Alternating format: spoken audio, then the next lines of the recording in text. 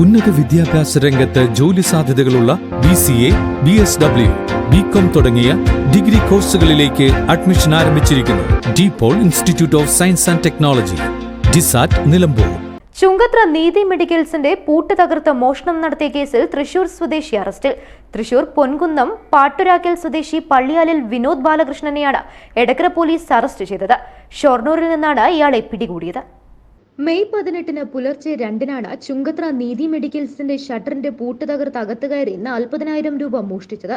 മോഷണ ദൃശ്യം CCTVയിൽ പതിഞ്ഞിരുന്നു. CCTV ദൃശ്യങ്ങൾ പരിശോധിച്ച ആളെ തിരിച്ചറിഞ്ഞ് പോലീസ് അന്വേഷിച്ചു വരികയായിരുന്നു. ചുങ്കത്ര ടൗൺ ഓർത്തഡോക്സ് പള്ളിയിലും Chungathara MPM higher secondary school ഓഫീസിലും നടത്തിയ മോഷണം CCTVയിൽ കണ്ടെത്തിയിരുന്നു. മുമ്പും നിരവധി മോഷണ കേസുകളിൽ പിടിക്കപ്പെട്ട് ശിക്ഷ അനുഭവിച്ചിട്ടുള്ളയാളാണ് ഇയാളെന്ന് പോലീസ് പറഞ്ഞു. News bureau, Edakkara.